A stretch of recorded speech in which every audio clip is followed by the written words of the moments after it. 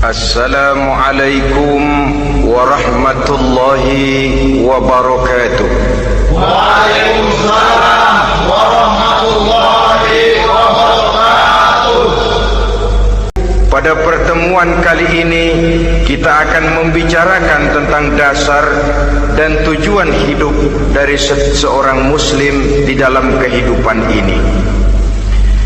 Yang pertama, tentang dasar dan landasan hidup. Seorang muslim tak dapat lain mendasarkan kehidupannya dengan Islam. Di dalam mendasari kehidupan dengan Islam ini, Allah Subhanahu wa ta'ala menuntut, ya ayyuhalladzina amanu dkhulu fis silmi kafah. Hai orang-orang yang beriman, masuklah kamu ke dalam Islam itu secara total, secara utuh, secara seluruhnya. Jangan separuh-separuh, jangan sepotong-sepotong. Mendasari hidup dengan Islam artinya menjadikan Islam sebagai way of life, sebagai rule of thinking, sebagai state of mind di dalam kita memecahkan problema-problema kehidupan, sehingga tidak satu persoalan hidup yang bagaimanapun kecilnya sekalipun yang tidak tersentuh oleh nilai-nilai ajaran agama Islam ini. Kemudian di dalam mendasarkan hidupnya dengan Islam, ia mempunyai satu keyakinan. Pertama, Islam sebagai dasar hidupnya adalah agama yang sesuai dengan fitrah daripada manusia. Allah Subhanahu wa ta'ala pencipta manusia. Allah Subhanahu wa ta'ala yang menurunkan agama Islam. Oleh sebab itu, tentu saja seluruh konsepsi Islam ini sudah diukur sedemikian rupa sesuai dengan kemampuan yang dimiliki oleh manusia. Secara logika bisa kita katakan, pabrik mobil di Jerman misalnya bikin mobil namanya Mercy. Seiring dengan itu dikeluarkannya buku petunjuk. Mobil ini bernama Mercy, kecepatan maksimal sekian ratus kilometer per jam, daya angkutnya sekian ratus kilogram. Kalau rusak memperbaikinya ini, onderdilnya itu umpamanya. Karena pabriknya yang bikin mobil, lalu pabriknya juga yang mengeluarkan buku petunjuk, tentu buku itu sesuai benar untuk mobilnya. Dan logika mengatakan tidak bisa kita punya mobil Mercy rusak, kita perbaiki dengan menggunakan buku petunjuk yang dikeluarkan oleh pabrik mobil Fiat. Tentu saja mobil makin rusak, acak-acakan dan tidak karu-karuan. Ini artinya, jikalau manusia ingin baik, jikalau manusia ingin mencapai sesuatu yang bernama bahagia, dia harus mengikuti petunjuk yang dikeluarkan oleh yang menciptakan manusia. Dan petunjuk-petunjuk itu telah turun dalam satu konsepsi yang bernama Islam yang sesuai dengan fitrah manusia. Yang kedua, oleh karena keyakinannya bahwa Islam sesuai dengan fitrah manusia, ia pun berkeyakinan bahwa Islam adalah agama untuk seluruh manusia, universal. Walaupun ia diturunkan di tanah Arab, tetapi ia bukanlah agama hanya untuk orang Arab semata-mata. Keyakinan ini perlu ditegakkan kembali. Oleh karena akhir-akhir ini muncul pendapat-pendapat yang menganggap seolah-olah agama itu barang impor. Persilahkan saja kalau memang itu merupakan keyakinannya, tetapi menganggap agama sebagai barang impor sungguh merupakan satu kekeliruan yang sangat besar. Bahwa Arab sebagian besar memang Islam, jelas. Tetapi Islam bukannya Arab, itu pun harus kita akui. Kita bisa menjadi Muslim yang baik tanpa perlu menjadi orang Arab. Dengan kata lain, kita bisa menjadi muslim yang baik dengan tetap menjadi warga negara Indonesia yang baik. bahwa Al-Quran diturunkan dalam bahasa Arab oleh karena memang ia turun di tanah Arab. Buktinya apa? Walaupun Quran dalam bahasa Arab, tidak satu pun ayat Quran yang ditujukan kepada orang Arab semata-mata. Tidak ada ayat ya ayyuhal arabiyun, hai orang-orang Arab. Tidak ada. Yang ada malah ya ayyuhan nas, wahai manusia. Manusia yang mana? Yang mana saja asal merasa manusia. Kalau tidak merasa manusia, tidak usah terpanggil dengan ayat tadi. Maka dalam mendasari hidup dengan Islam, kita berkeyakinan Islam adalah agama untuk seluruh manusia. Yang ketiga, di dalam mendasari hidup dengan Islam, kita berkeyakinan Islam adalah agama terakhir yang diturunkan kepada Rasul terakhir. Tidak ada Rasul dan Nabi sesudah Nabi Muhammad, dan tidak ada agama lagi sesudah agama Islam. Dasar-dasar keyakinan ini melembaga dalam pribadi kita, membentuk satu keyakinan yang mendasari kehidupan ini, sehingga tidak satu problema yang bagaimanapun kecilnya dalam kehidupan yang tidak tersentuh oleh nilai-nilai Islam. Sejak kita tidur sampai kita bangun tidur, bahkan tidur itu sendiri, dan seluruh kegiatan kehidupan yang kita laksanakan dalam 24 jam, tidak satu pun yang tidak tersentuh oleh nilai-nilai Islam. Inilah pandangan hidup muslim.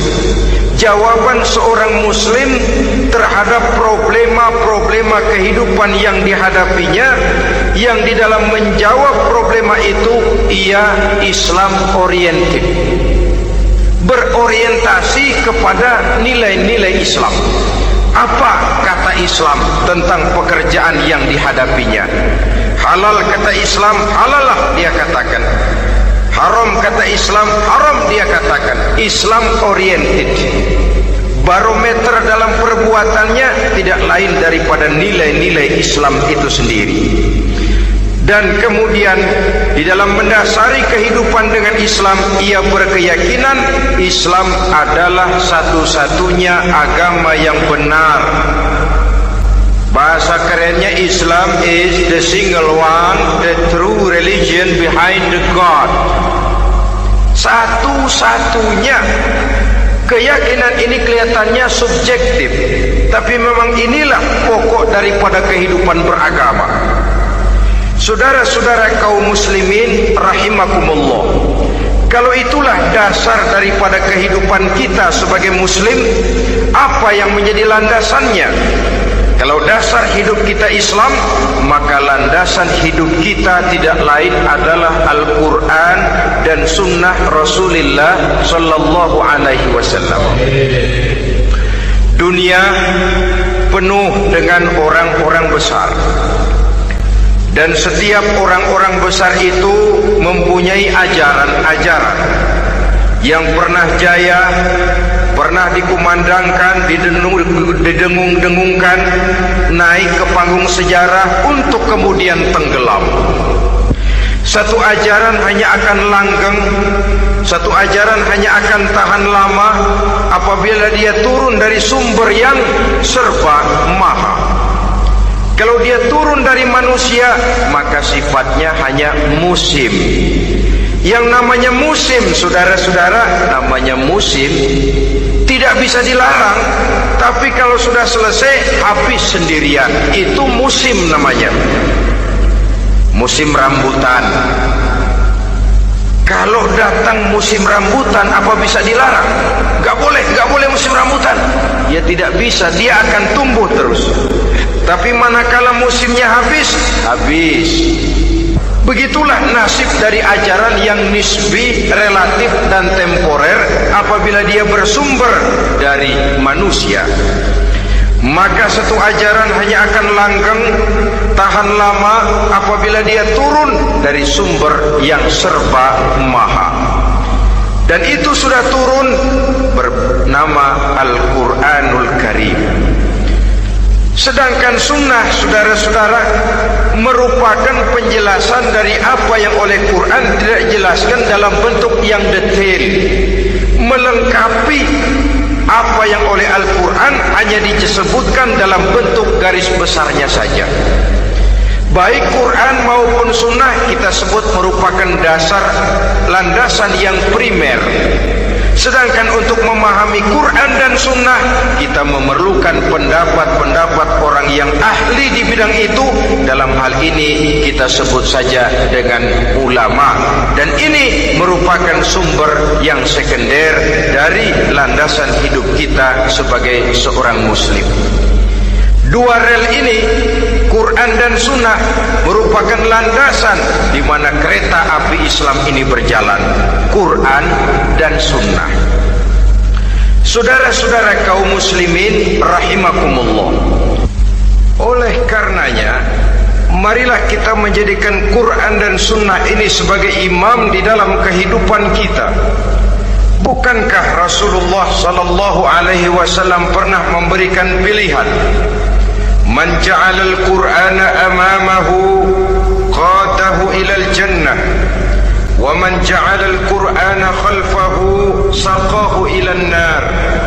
Siapa yang meletakkan Quran di depannya, dijadikannya Quran sebagai imam dan dia sebagai makmum, maka Al-Quran akan membimbing dia ke surga.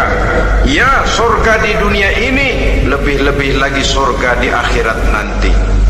Sebaliknya, waman ja'alal Qur'ana khalfahu, siapa yang meletakkan Quran di belakangnya, dia belakangi ajaran dan konsepsi Al-Quran, dia tinggalkan perintah-perintah Al-Quran, maka Al-Quran yang dibelakanginya itu akan mendorong dia ke neraka. Neraka dunia, lebih-lebih neraka di akhirat nanti. Pilihan terserah kita. Jikalau kita mau menjadikan Quran sebagai imam, artinya kita menjadi makmum. Resikonya dimanapun makmum wajib ikut imam.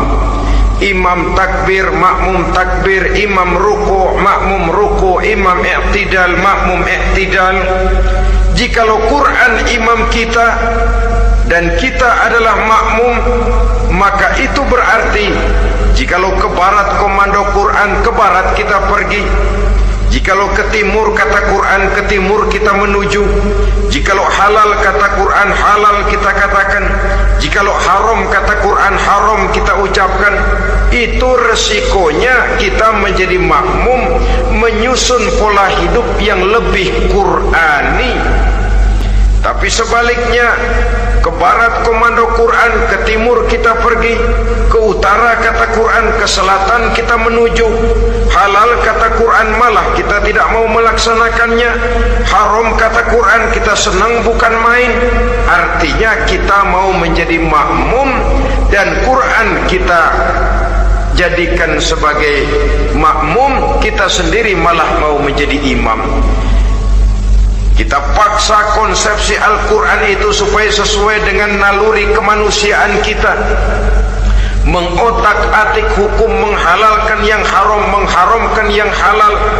Dikala itu landasan hidup kita sudah goyah, tidak lagi sebagai landasan tempat kita bertolak, tetapi malah menjadi satu landasan yang kita injak-injak. Sesungguhnya saudara-saudara, Quran tidak akan membawa berkah, tidak akan menjadi rahmatun wa shifaun lil mu'minin, menjadi penyembuh, menjadi rahmah bagi orang-orang beriman, apabila yang kita baca itu kita injak-injak di dalam kehidupan.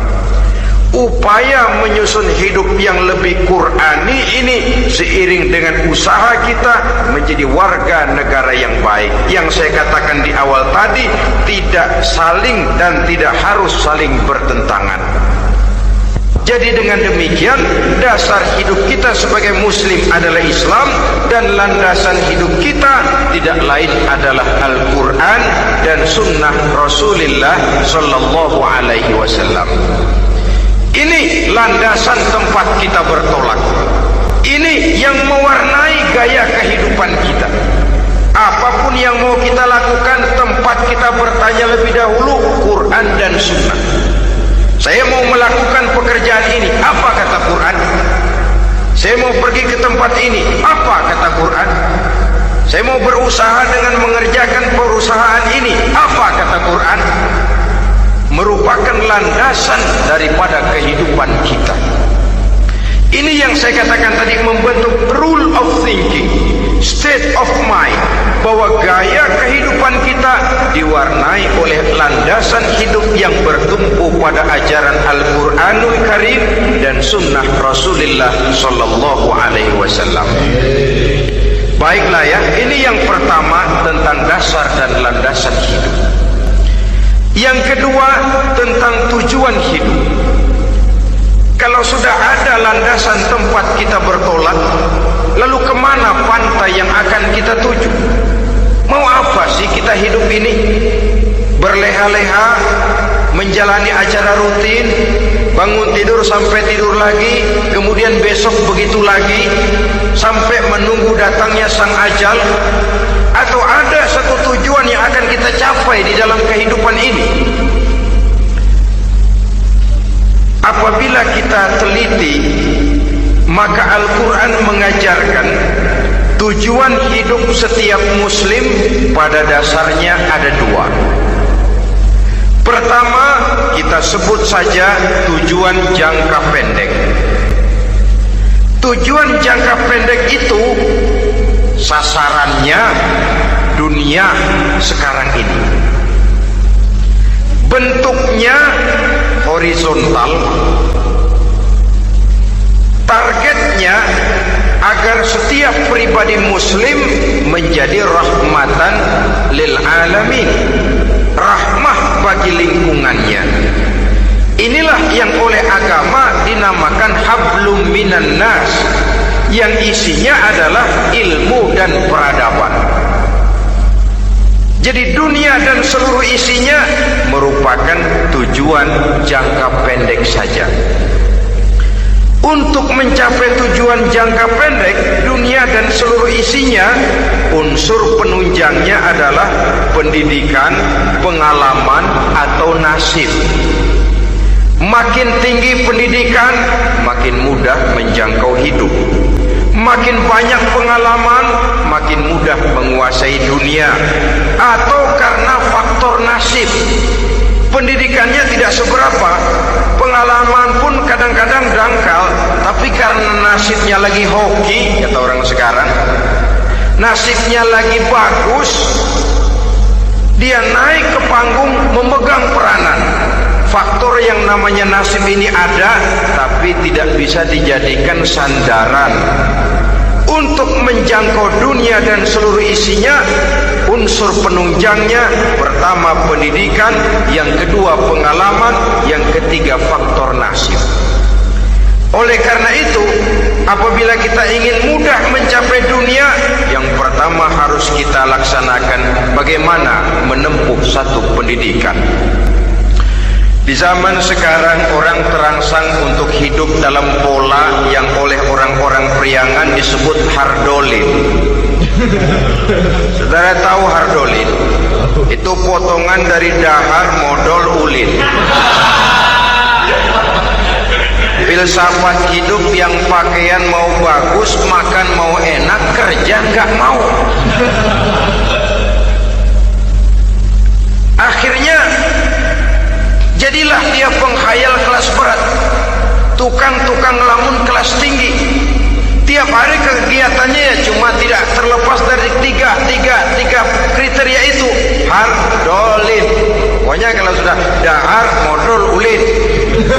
Besok ya begitu lagi. Pola dari dimana orang pakaian mau bagus, makan mau senang, duit mau punya, kerja tidak mau.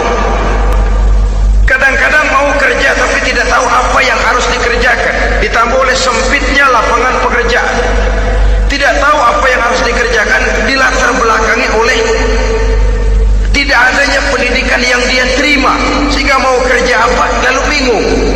Oleh karena itu, terutama buat adik-adik remaja, para pemuda, saya berpesan untuk menjangkau dunia, yang pertama harus harus kita jalani. Bagaimana membina diri, mendidik.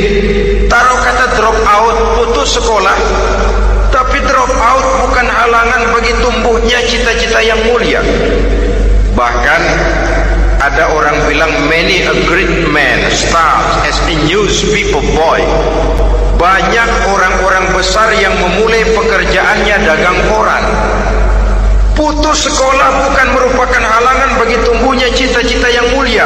Dan tidak sedikit orang-orang besar yang tidak keluaran perguruan tinggi.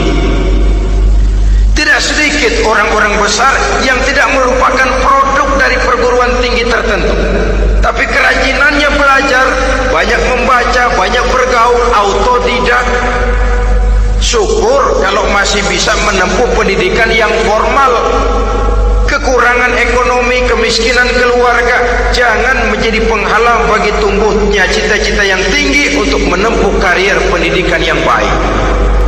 Ini memang baik, tapi bagaimanapun kata orang, lebih baik makan singkong beneran daripada makan roti ngimpi. Artinya jikalau memang perlu, lebih baik sekolah sambil dagang koran, nyemir sepatu, parkir mobil, daripada hardolin itu tadi. Tanpa prospek hari depan yang ada artinya. Dan pendidikan memang merupakan sesuatu yang baik, tapi tanpa ini rasanya kita akan sulit untuk menjangkau dunia tersisih di pojok-pojok kehidupan. Jangan lalu bilang, manusia kan rezekinya sudah dijamin oleh Allah, ayam saja ada rezekinya. Of course.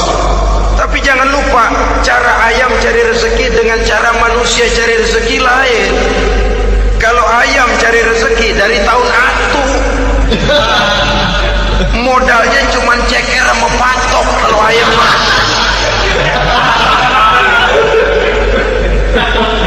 asal bisa nyeker, bisa matok, ayam dapat rezeki. Pokoknya kertok dah. Tapi manusia cari rezeki, dia harus cari lapangan kerja. Lapangan kerja sulit. Sudah dapat lapangan kerja, harus punya keahlian. Untuk memperoleh keahlian harus dengan pendidikan. Berhadapan lagi dengan saingan-saingan karena pasaran tenaga kerja tiap tahun puluhan kalau tidak ratusan ribu pasaran tenaga kerja yang masuk lapangan kerja. Ini kenyataan. Semakin ke depan oleh tingginya tensi ekonomi, oleh persaingan hidup yang makin tajam, oleh makin menggejalanya pola pikir industrialis yang membuat manusia individu, nilai-nilai semacam ini akan terasa makin berat. Oleh karenanya tanpa pendidikan sulit untuk menjangkau dunia. Yang kedua, pengalaman, tenaga expert. Sehingga orang mengatakan experience is the best teacher. Pengalaman adalah guru yang paling bijaksana. Dengan pengalaman kita makin dewasa. Dan orang sering mengatakan kegagalan hakikatnya adalah keberhasilan yang tertunda. Jangan takut gagal. Kalau itu akan mengantarkan kita kepada pola hidup yang lebih dewasa, lebih tegar, lebih sanggup menghadapi kesulitan-kesulitan. Dan faktor yang ketiga, nasib. Kadang-kadang orang pendidikannya tidak ada, kadang-kadang pengalamannya tidak seberapa, tapi karena nasib, engkongnya misalnya jadi komandan Hansip, dia naik jadi anggota Hansip. Itu karena faktor nasib saja. Yang ketiga ini ada, tapi tidak bisa dijadikan sandaran dalam arti bahwa kita lalu mengandalkan nasib. Lo nanti udah gede mau jadi apa? Gua sih gimana nasib aja dah. Jadi orang syukur, jadi gembel nasib. Tidak bisa kita menghadapi hidup dalam satu alur spekulasi. Tidak bisa kita menjalani skenario kehidupan ini dengan bersikap untung-untungan.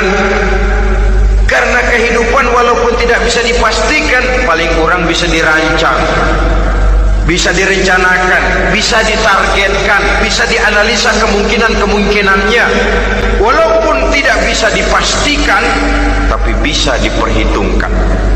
Sebagai manusia yang terikat oleh causality, oleh hukum sebab akibat, sewajarnya kita memperhitungkan kemungkinan-kemungkinan itu.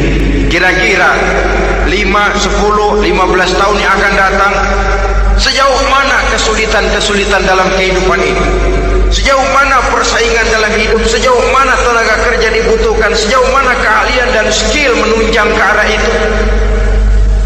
Kalau tidak, kita akan tersisih di sudut-sudut kehidupan untuk lebih banyak jadi penonton daripada menjadi pemain. Padahal kita ingin jadi pemain, kita ingin aktif, kita ingin punya peranan, karena kita oleh agama dituntut menjadi rahmatan lil alamin, menjadi rahmah bagi lingkungan di mana kita tinggal, mewarnai lingkungan, bukan cuma diwarnai oleh lingkungan itu sendiri. Itu tadi tujuan jangka pendek sebagai tujuan yang pertama. Yang kedua, tujuan jangka panjang. Tujuan jangka panjang ini sasarannya adalah akhirat. Bentuknya vertikal, targetnya adalah mardotillah atau ridho daripada Allah. Dan ini yang oleh agama dinamakan dengan hablum minallah, tali vertikal yang menghubungkan manusia langsung dengan Tuhannya. Untuk mencapai tujuan jangka panjang akhirat ini, unsur penunjangnya adalah prestasi ibadah. Kalau untuk tujuan jangka pendek, dunia dan seluruh isinya, pendidikan, pengalaman, dan nasib memegang peranan yang sangat penting, maka untuk akhirat, pendidikan, pengalaman, nasib tidak punya pengaruh banyak. Unsur penunjangnya adalah prestasi ibadah. Bagaimanapun tinggi pendidikan, bagaimanapun banyak pengalaman, tanpa prestasi ibadah, nol besar kita dalam pandangan